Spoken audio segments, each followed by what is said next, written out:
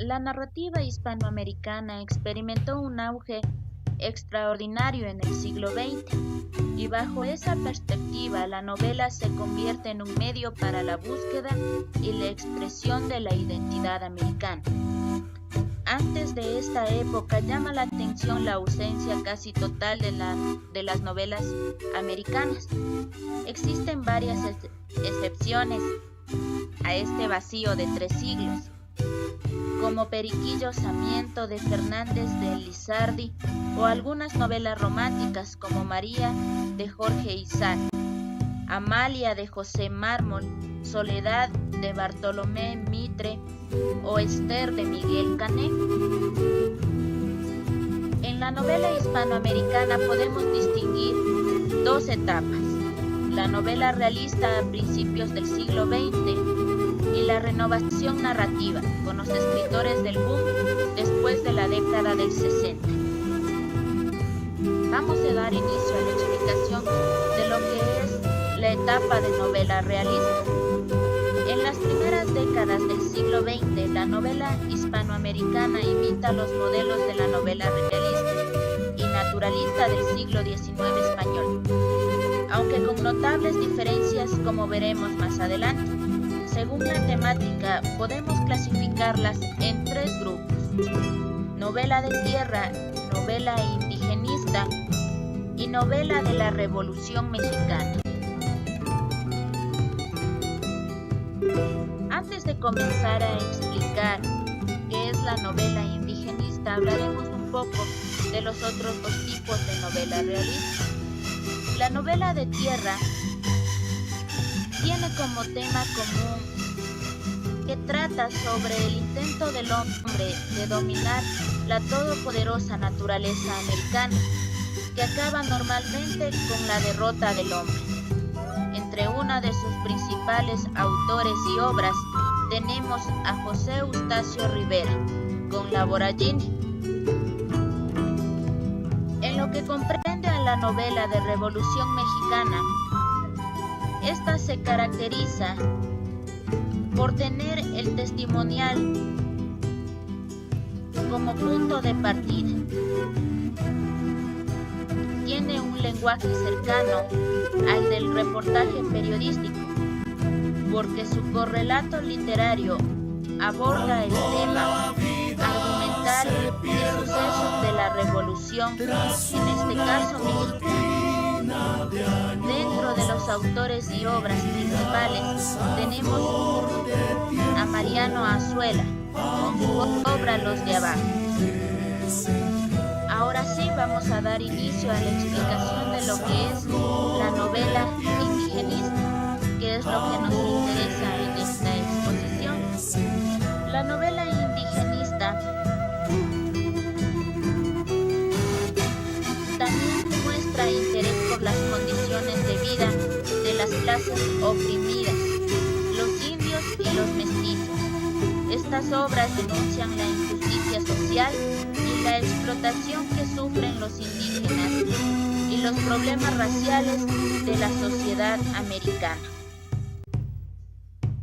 Dentro de sus principales autores y obras tenemos a Ciro Alegría con El mundo es ancho y ajeno, a Adalberto Ortiz con Juyungo, a Alejo Carpentier con Ecuayumbao y principalmente al escritor ecuatoriano Jorge Icaza con su renombrada obra Huasipungo.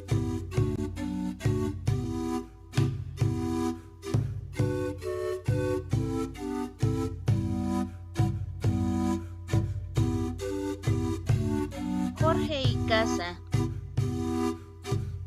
nace en 1906 y fallece en 1978. Es un escritor y novelista quiteño, máximo representante junto con Alcides Argüedas y Ciro Alegría. Su infancia transcurrió en el latifundio de su tío, donde entró en contacto con la realidad social ecuatoriana que marcó toda su obra. Icaza es una figura sobresaliente del indigenismo realismo en la narrativa ecuatoriana. En su primera novela, Huasipungo, en el año de 1934, expone la degradada situación en que se encuentran los indios, sometidos a la esclavitud por los patronos que cuentan con el apoyo de la autoridad civil y eclesiástica. Este libro de valiente denuncia social y crudo realismo se ha convertido en una obra fundamental en la evolución de la corriente indigenista del Ecuador. Con él, la novela ecuatoriana entra de lleno en la tendencia del compromiso social de la novelista actual.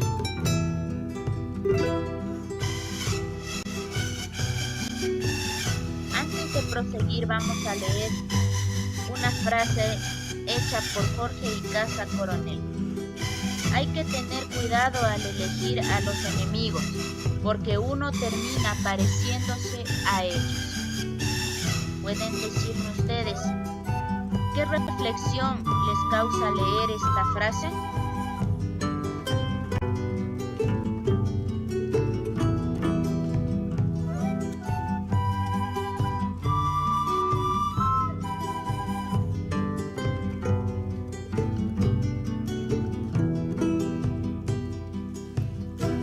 Ahora sí vamos a hablar de la obra principal de Jorge Icaza, Huasipungo.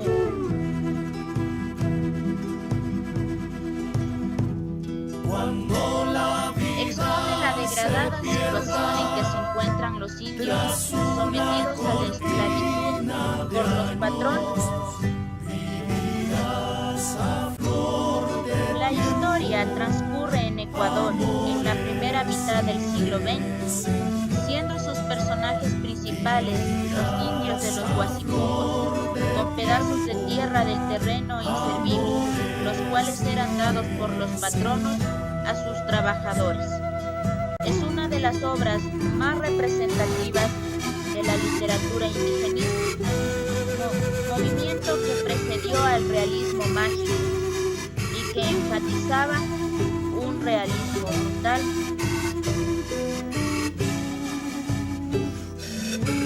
Entre los personajes principales de la obra tenemos a don Alfonso Pereira, considerado un caballero de la alta sociedad de Quito, de mejillas rubicundas y lustrosas. También tenemos a don Leonel Coello Guamán, un estudiante bueno y responsable. Al señor Julio Pereira, poderoso tío de don Alfonso, quien le debía un dinero. El tío Julio tiene gruesa figura, cejas pobladas, cabellera entrecana y ojos de mirar retador. Tiene la costumbre de hablar en plural. Mr. Chapi, o el gringo como se le dice dentro del texto, interesado en las tierras de don Alfonso Pereira. Doña Blanca Chanique, esposa de Pereira, matrona de las iglesias. Doña Lolita, hija adolescente de don Alfonso. Policarpio, que es el mayordomo de la hacienda Cuchitambo de don Alfonso Pereira. Andrés Chiliquinga, indio de la hacienda de don Alfonso y personaje principal de la novela que encabeza la resistencia de los indios durante el desalojo de los Huasipungos. Jacinto Quintana es un mestizo de apergaminada robustez, teniente político del pueblo, cantinero y capataz, corrupto y autoritario, desprecia y maltrata a los indios. Tenemos también a Juana, mestiza esposa de Jacinto Quintana, que mantiene ocasionales relaciones amorosas con don Alfonso y el cura. Tenemos a Gabriel Rodríguez, conocido como el Tuerto Rodríguez. Es un mestizo de gruesas y prietas fracciones, mirada desafiante en su único ojo de cinismo adelantado y rentador al responder e interrogar a la gente humilde. Tenemos al cura, hombre adúltero que por medio de los sermones se encarga de difundir miedo a los indios, aprovechándose de ellos para obtener ganancias económicas. Y finalmente tenemos a Kunshi, la mujer de Chiliquinga. Es sumisa y abusada física y sexualmente por el terrateniente Pereira y por su propio marido.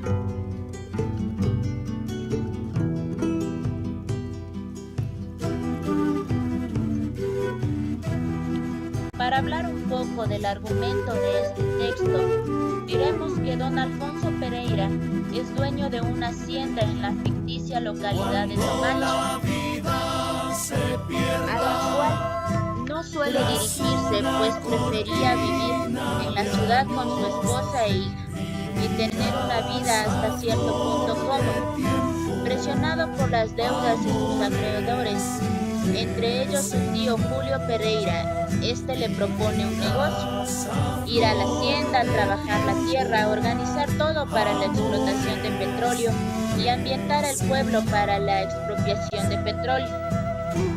Propuesta de un conocido de su tío. Un gringo, Mr. Chapi, quien intuía que en la tierra de Alfonso había petróleo. Alfonso tuvo que aceptar el negocio para así saldar las deudas de dinero y salvar el honor de su familia, ya que su hija Lolita estaba embarazada de un cholo, palabra despectiva para referirse al mestizo hijo de blanco y de una india.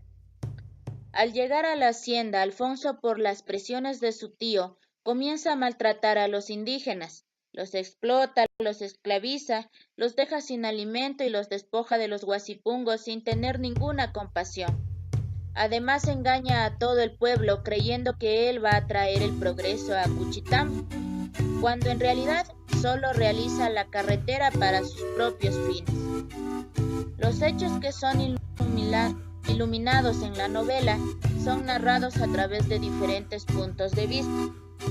Los terratenientes, los jefes políticos y el cura mandaban en aquel pequeño caserío, que ponía toda su fe en la religión y todo su amor a su trabajo, aunque le tocara sacrificar su propia vida y la de su familia con tal de que su Dios estuviera feliz. Ellos ponían todo de su parte para cumplir los deseos de su amo, el cual más adelante los traiciona. El señor Alfonsito, como le decía, le mandó a construir una carretera para comunicarse con la civilización y poder hacer comercio más adelante. El proyecto comenzó a tomar forma, pero el terrateniente estaba desesperado por terminar esta obra rápido, para lo cual tomó una técnica de construcción que comenzaría a cobrar vidas indígenas, por lo cual ustedes son muy presos. Le tocó empezar a entretener al pueblo con aguardiente y peleas de gallos. Ya finalizada la obra del terrateniente viaja a Quito, pero su tío lo manda a que adelante el proyecto de los estadounidenses a los que venderían el terreno. Las hambrunas en el pueblo comenzaron a cobrar vida y todos los indígenas estaban desesperados, llegando hasta el punto de tener que robar a los demás para poder subsistir.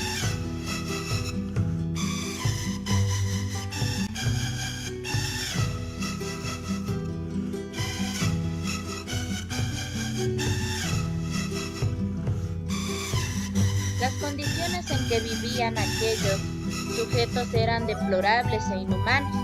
Los niños, como único juguete, usaban su excremento y sus orines para hacer una masa y así entretenerse, mientras sus madres eran sometidas a diferentes trabajos, y mientras sus taitas, que así se decía a sus padres, eran sometidos a duras jornadas de trabajo forzado, y el que se resistiera a este era castigado y aniquilado por los altos mandos. Cuando un indígena se aprovechaba trabajando, como es el caso de Andrés Chiliquinga, uno de los personajes principales de esta novela, que es un descuido, se cortó el pie con el hacha. le ponían provisionalmente telarañas y vendas, pero si este empeoraba, lo llevaban donde el curandero, que chupaba la infección del pie junto con sus gusanos, hasta que el paciente se desmayaba. Luego el brujo preparaba una olla de barro con agua y hierbas, las cuales ponía al fuego y después procedía a meter el pie del herido en ella, procedimiento que repetía todos los días hasta que el hongo se curara totalmente. Pero lo que es inaudito es que los terratenientes los obligaban a trabajar aunque estuvieran enfermos, cambiando la labor hasta que pudieran regresar a su antiguo trabajo. Como podemos ver, es una historia que relata el abuso de los terratenientes a los indígenas, amenazando su Guasipungo, sus tierras, lo propio de ellos. Vamos a responder esta pregunta. ¿Por qué es tan importante esta obra? Guasipungo es fundamental en la evolución de la corriente indigenista del Ecuador porque relata a través de esta historia los abusos cometidos a los indígenas de esa época, cómo era la esclavitud para evitar que se realice nuevamente.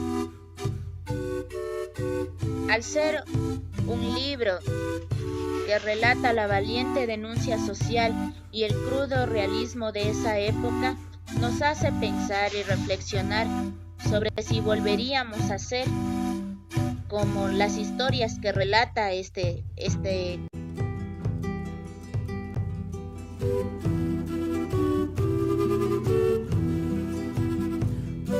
Ahora voy a leer un pequeño fragmento de la novela Guasipungo. Carajo, indio pendejo, grita desesperado con enfado.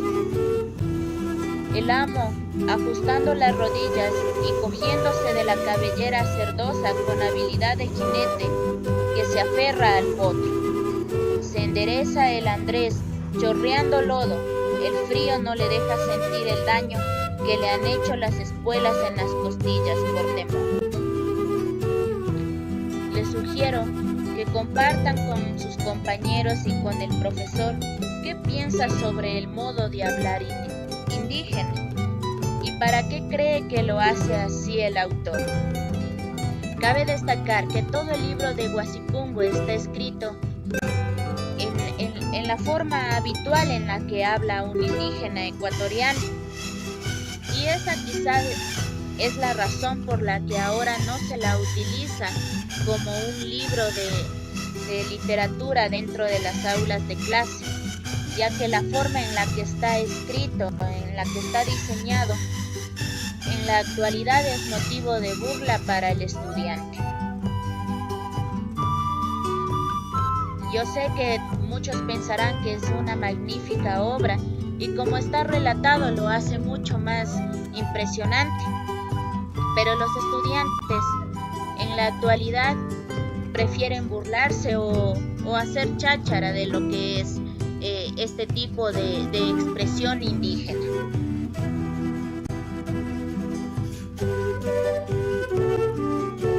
Finalmente, esta presentación está dirigida para los estudiantes de segundo bachillerato para ubicar los textos más representativos de la literatura ecuatoriana y latinoamericana y establecer sus principales aportes a la cultura. Debemos conocer lo nuestro antes que lo de los demás, y eso estoy incentivando a conocer lo de nosotros primero. Una gran obra, un gran escritor. Muchas gracias.